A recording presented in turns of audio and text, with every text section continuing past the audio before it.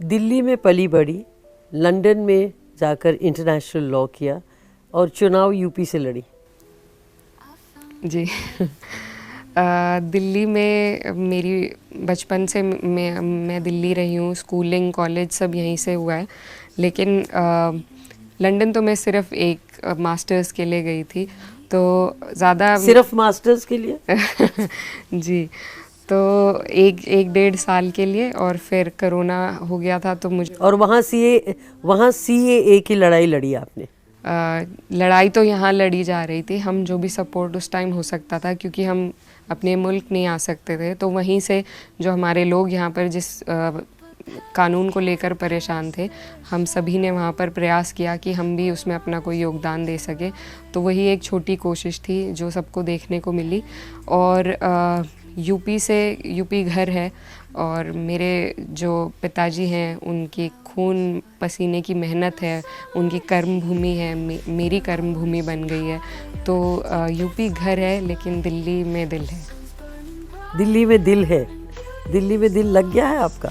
बिल्कुल, दिल पहले से लगा हुआ था। अब बस कुछ बड़े लोगों के बीच में बैठने का मौका मिला, पार्लियामेंट में बैठने का मौका मिला, तो वो सब अभी नया है, और वहाँ के तौर तरीके नए हैं जिनको सीखने की कोशिश है। लेकिन वैसे तो दिल्ली से पुरानी जान पहचान है ही।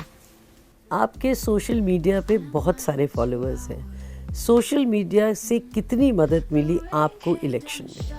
अब मुझे लगता है बहुत ज़्यादा मिली, क्योंकि अपनी कैंपेन हम सिर्फ अपने एरिया में चला सकते हैं, पर जिस तरीके से दूर दूर से लोग मिलने आ रहे हैं और मुबारकबाद देने आ रहे हैं और दुआएं करते हैं लोग दूर बैठे हुए, तो मुझे लगता है उसका भी एक बहुत बड़ा हाथ है इस जीत में। तो मैं सभी का शुक्रिया अदा करना चाहती हूँ जिन्होंने भी मेरा किसी भी तरीके से सपोर्ट किया है। और बस यही मेरी कोशिश है कि मैं उन सब की उम्मीदें जितनी भी हैं उन पर खरी उतर सकूं और सबकी आवाज़ बन सकूं। आपको क्या लगता है कि मोदी मैजिक क्यों फेल किया और आपकी जीत का क्या कारण है? मोदी मैजिक इसलिए फ़ेल किया क्योंकि वो अब सिर्फ हवा में रह गए थे, हवा में ऑपरेट कर रही थी बीजेपी। उनका ना तो लोगों से कोई जुड़ाव रहा था, ना लोगों के धरातल के मुद्दों से कोई जुड़ाव रहा था। तो इसलिए मुझे लगता है कि ऊपर ऊपर से वो अपना जादू चलाना चाह रहे थे और वो जनता तक नहीं पहुंच पाया।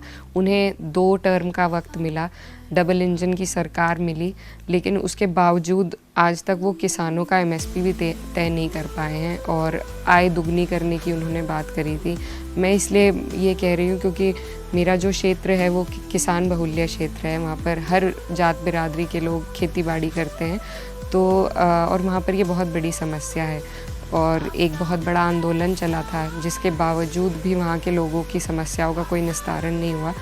तो अगर आप सिर्फ अपने ही बबल में खो जाएंगे और आप जनता की फ़िक्र नहीं करेंगे, सिर्फ जीतने की फ़िक्र करेंगे, तो उनका हाल इसी तरीके से हो जाता है। थोड़ी कसर रह गई है, पर मुझे लगता है अगली बार वो भी पूरी हो जाएगी। आप बहुत सॉफ्ट स्पोकन है और आपने खुद कहा कि मैं बहुत ऊंचा नहीं बोल सकती। पार्लियामेंट पे कैसे मैनेज करेंगी, क्योंकि आपकी तो आवाज़ दब जाएगी। जी बिल्कुल, अभी मैं ये देख रही थी और सोच भी रही थी वहाँ पर जिस तरीके से शुरुआत के दिन से ही हंगामा होने लगा, तो लेकिन मेरी आवाज़ ज़रूर कम है, लेकिन मेरी हिम्मत कम नहीं है, और मैंने बहुत विपरीत परिस्थितियों में काम किया है। तो मुझे लगता है कि मेरी हिम्मत इतनी जल्दी नहीं टूटेगी। थोड़ा वक्त लगेगा शायद वहाँ के तौर तरीके सीखने में, लेकिन मुझे ये जो मौका मिला है उसको मैं गंवाना नहीं चाहती। तो मेरी पूरी कोशिश रहेगी कि जिस भी तरीके से हो मैं लोगों की आवाज़ उठाऊँ, वहाँ पर उनके मुद्दे उठा सकूँ, और ज़रूरी नहीं है चिल्ला कर ही अपनी बात दूसरे तक पहुँचाई जाए। मुझे लगता है कि बहुत तरीके से भी आप अपनी बात पहुँचा सकते हैं। ऐसी बहुत सी महिलाएं हैं वहाँ पर जो बोलती हैं जब, तो सब सुनते हैं। तो अगर मुझे ऐसा मौका मिला कि इस तरीके से मैं बोल पाऊँ, तो मैं अपने लोगों के लिए वो करना चाहूँगी। So before I let you go, 2 personal सवाल। शाहरुख खान फेवरेट एक्टर, पहले उसका जवाब दीजिए, फिर मैं दूसरा प्रश्न पूछूंगी। जी, शाहरुख खान मुझे लगता है मेरे साथ साथ बहुत से लोगों के फेवरेट एक्टर हैं, और उन्होंने जिस तरीके से मुझे हमेशा आजकल जैसी पिक्चरें बन रही हैं पेट्रियटिज़म को लेकर, तो मुझे नहीं लगता शाहरुख खान से अच्छा कोई काम उस फील्ड में कर सकता है। और जब भी मैं बाहर भी रही हूँ तो जब भी हिंदुस्तान का नाम लिया जाता है उसके साथ में शाहरुख खान का नाम ज़रूर आता है, खासकर विदेश में आप कहीं भी चले जाएं।